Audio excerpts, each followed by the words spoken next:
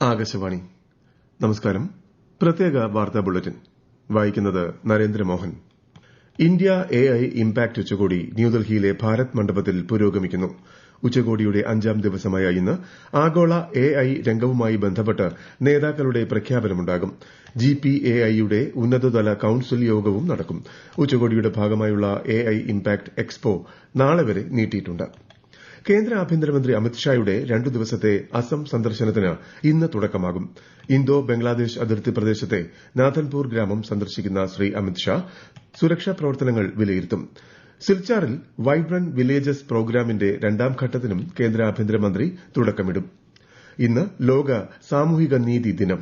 ദാരിദ്ര്യം, ലിംഗ അസമത്വം, തൊഴിലില്ലായ്മ തുടങ്ങിയ ആഗോള പ്രശ്നങ്ങൾ പരിഹരിക്കുന്നത് ലക്ഷ്യമിട്ടാണ് 2007 മുതൽ ദിനാചരണം സംഘടിപ്പിക്കുന്നത്. നാഷണൽ ലോ യൂണിവേഴ്സിറ്റിയുമായി സഹകരിച്ച് സാമൂഹിക നീതി ശാക്തീകരണ മന്ത്രാലയം ഇന്ന് പ്രത്യേക പരിപാടികൾ സംഘടിപ്പിക്കും. തീവ്ര വോട്ടർ പട്ടിക പരിഷ്കരണവുമായി ബന്ധപ്പെട്ട മുന്നൊരുക്ക നടപടികൾ പൂർത്തിയാക്കാൻ 22 സംസ്ഥാനങ്ങളിലെയും കേന്ദ്രഭരണ പ്രദേശങ്ങളിലെയും മുഖ്യ തെരഞ്ഞെടുപ്പ് ഓഫീസർമാർക്ക് നിർദ്ദേശം നൽകി കേന്ദ്ര തെരഞ്ഞെടുപ്പ് കമ്മീഷൻ. കർണാടക, ആന്ധ്രാപ്രദേശ്, ഡൽഹി, പഞ്ചാബ് തുടങ്ങിയ ഇടങ്ങളിൽ ഏപ്രിൽ മാസത്തോടെ SIR നടപടിക്രമങ്ങൾ ആരംഭിക്കുമെന്ന് പ്രതീക്ഷിക്കുന്നതായും കമ്മീഷൻ അറിയിച്ചു. കേരളത്തിൽ SIRുമായി ബന്ധപ്പെട്ട് മുഖ്യ തെരഞ്ഞെടുപ്പ് ഓഫീസറുടെ നേതൃത്വത്തിൽ രാഷ്ട്രീയ പാർട്ടി പ്രതിനിധികളുടെ യോഗം ഇന്ന് തിരുവനന്തപുരത്ത് ചേരും. അംഗീകൃത രാഷ്ട്രീയ പാർട്ടികളുടെ പ്രതിനിധികൾ യോഗത്തിൽ പങ്കെടുക്കും. അന്തിമ വോട്ടർ പട്ടിക നാളെ പ്രസിദ്ധീകരിക്കും. പ്രധാനമന്ത്രി നരേന്ദ്രമോദി ആകാശവാണിയിലൂടെ ജനങ്ങളുമായി ആശയങ്ങൾ പങ്കുവയ്ക്കുന്ന പ്രതിമാസ റേഡിയോ പ്രഭാഷണ പരിപാടി മൻ കി ബാത് മറ്റന്നാൾ. പരിപാടിയുടെ 131ാം പതിപ്പാണ് ഇത്. ദൂരദർശന്റെയും ആകാശവാണിയുടെയും എല്ലാ ശൃംഖലകളിലും പരിപാടി ലഭ്യമാകും. മൻ കി ബാത്തിലേക്കുള്ള ആശയങ്ങളും അഭിപ്രായങ്ങളും മൈ ജിഒവി, നമോ ആപ്പ് എന്നിവയിലൂടെയോ 1800117800 എന്ന ടോൾ ഫ്രീ നമ്പറിലോ ഇന്നുകൂടി അറിയിക്കാം. ഷില്ലോങ്ങിൽ നിന്നുള്ള ലോക്സഭാ MP റിക്കി AJ സിംഗോണിന്റെ നിര്യാണത്തിൽ പ്രധാനമന്ത്രി നരേന്ദ്രമോദി ദുഃഖം രേഖപ്പെടുത്തി. മേഘാലയയിലെ ജനങ്ങളുടെ ക്ഷേമം ലക്ഷ്യമിട്ട് സിംഗോൺ നടത്തിയ പ്രവർത്തനങ്ങൾ എന്നും ഓർമ്മിക്കപ്പെടുമെന്ന് പ്രധാനമന്ത്രി സമൂഹമാധ്യമത്തിൽ കുറിച്ചു. ദേശീയ പരിസ്ഥിതി സമ്മേളനം മുഖ്യമന്ത്രി പിണറായി വിജയൻ തിങ്കളാഴ്ച തിരുവനന്തപുരത്ത് ഉദ്ഘാടനം ചെയ്യും. കഴിഞ്ഞ ഒരു ദശാബ്ദക്കാലം ഹരിത കേരള മിഷൻ സംസ്ഥാനത്ത് നടത്തിയ പരിസ്ഥിതി പുനഃസ്ഥാപന പ്രവർത്തനങ്ങളെ മുൻനിർത്തിയാണ് കവടിയാർ ഉദയ് പാലസ് കൺവെൻഷൻ സെന്ററിൽ ത്രിദിന പരിസ്ഥിതി സമ്മേളനം സംഘടിപ്പിക്കുന്നത്. 18 സെഷനുകളിലായി 73 പ്രബന്ധങ്ങൾ സമ്മേളനത്തിൽ അവതരിപ്പിക്കും. ആലപ്പുഴ വണ്ടാനം മെഡിക്കൽ കോളേജ് ആശുപത്രിയിൽ ശസ്ത്രക്രിയയ്ക്ക് വിധേയയായ വീട്ടമ്മയുടെ വയറ്റിൽ കത്രിക കുടുങ്ങിയതായി പരാതി.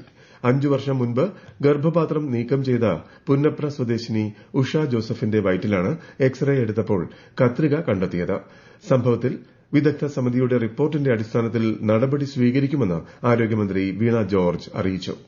തിരുവനന്തപുരം നെടുമങ്ങാട് ജില്ലാ ആശുപത്രിയിൽ ആരോഗ്യ പ്രവർത്തകർക്കെതിരെ അക്രമം നടന്നതായി ആരോപിച്ച് പ്രതിഷേധവുമായി KGMOA.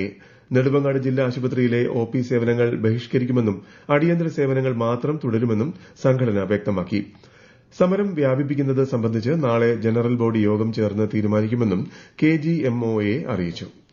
ശബരിമല സ്വർണ്ണ അപഹരണ കേസിൽ തിരുവിതാംകൂർ ദേവസ്വം ബോർഡ് മുൻ പ്രസിഡന്റ് A. പത്മകുമാറിന്റെ ജാമ്യഹർജിയിൽ കൊല്ലം വിജിലൻസ് കോടതി ഇന്ന് വിധി പറയും. കട്ടളപ്പാളി കേസിൽ അറസ്റ്റിലായി 90 ദിവസം കഴിഞ്ഞിട്ടും കുറ്റപത്രം സമർപ്പിക്കാത്ത സാഹചര്യത്തിൽ സ്വാഭാവിക ജാമ്യം തേടിയാണ് പത്മകുമാർ ഹർജി നൽകിയിരിക്കുന്നത്. സംസ്ഥാനത്തെ പട്ടികവർഗ വിദ്യാർത്ഥികൾക്ക് വിദേശ സർവകലാശാലകളിൽ ഉപരിപഠനം നടത്തുന്നതിനായുള്ള ഉന്നതി ഓവർസീസ് സ്കോളർഷിപ്പിന് അപേക്ഷ ക്ഷണിച്ചു. 35 വയസ്സാണ് പ്രായപരിധി. odepc.kerala.gov.in/unnati എന്ന വെബ്സൈറ്റ് വഴി മാർച്ച് 31 വരെ അപേക്ഷകൾ സമർപ്പിക്കാം.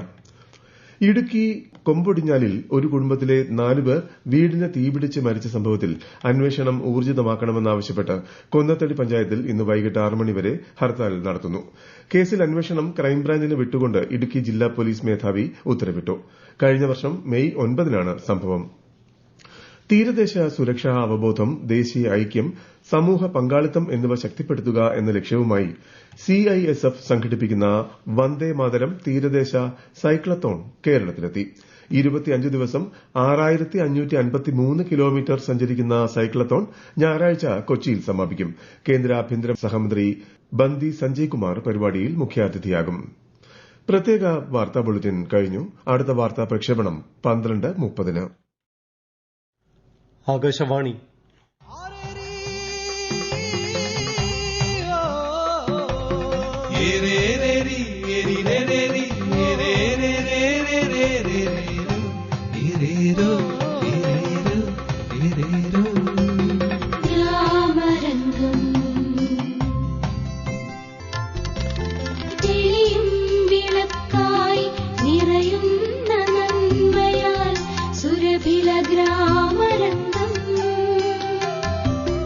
റേഡിയോ ഗ്രാമരംഗം. നിരുപമ റേഡിയോ ഗ്രാമരംഗം. റേഡിയോ ഗ്രാമരംഗം. ഗ്രാമരംഗം ഗ്രാമരംഗം.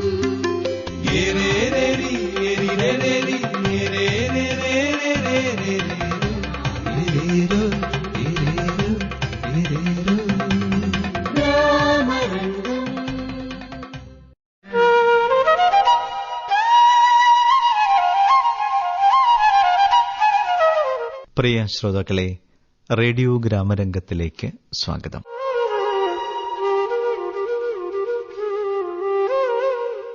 റേഡിയോ ഗ്രാമരംഗത്തിൽ ആദ്യം ഗ്രാമപൂർണിമ.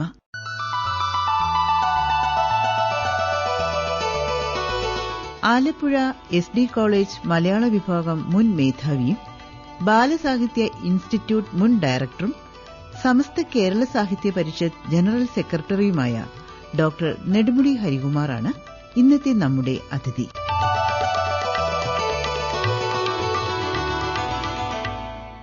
നെടുമുടി എന്ന കുട്ടനാടൻ ഗ്രാമത്തിൽ നിന്നാണ് ഞാനെന്ന വ്യക്തി രൂപപ്പെട്ടിട്ടുള്ളത്. ആ ഗ്രാമത്തിന്റെ സഹജവും സ്വാഭാവികവുമായ എന്റെ ഗുണങ്ങളും ദോഷങ്ങളും എന്ന് പറയാം എന്റെ വ്യക്തിത്വത്തിൽ അലിഞ്ഞു ചേർന്നിട്ടുണ്ട്. എനിക്ക് ഈ കുട്ടനാടൻ ഗ്രാമങ്ങളെക്കുറിച്ച് പൊതുവെയും നെടുമുടിയെക്കുറിച്ചും ഉള്ള ഓർമ്മകളിൽ ഏറ്റവും സജീവമായി നിൽക്കുന്നത് നെടുമുടി ഗ്രാമത്തിൽ ഞാൻ ചിലവഴിച്ച എന്റെ ബാല്യകാലമാണ്. 1964 കാലം മുതൽ ഉള്ള ഓർമ്മകൾ എനിക്ക് സജീവമാണ്. 61 ഞാൻ ജനിക്കുന്നത്. ഒരു 3-4 വയസ്സുള്ളപ്പോൾ മുതലുള്ള ഓർമ്മകൾ വളരെ സജീവമാണ്. അന്നത്തെ നെടുമുടി കുട്ടനാടൊക്കെ അതിനേക്കാൾ വളരെയേറെ വളർന്നിരിക്കുന്നു. ഒരുപാട് വികസനങ്ങളും അഭിവൃദ്ധിയും ഒക്കെ ഉണ്ടായിട്ടുണ്ട്. നാടിന് പോരായ്മകളുമുണ്ട്.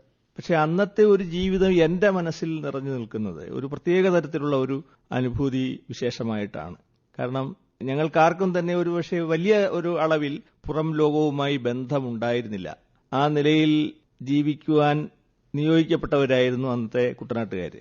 രാത്രിയും പകലും എല്ലാം സവിശേഷമായ പല കാഴ്ചകളും, നാട്ടിലെ കാഴ്ചകൾ, നാടുമായി ബന്ധപ്പെട്ട ആളുകളുടെ സ്നേഹം, അവരുടെ പലതരത്തിലുള്ള പ്രത്യേകതകൾ, സ്വഭാവ സവിശേഷതകൾ, ഇതെല്ലാം കണ്ടും കേട്ടുമൊക്കെ വളർന്നു വരാനുള്ള ഒരു സൗഭാഗ്യം എനിക്ക് ലഭിച്ചിരുന്നു.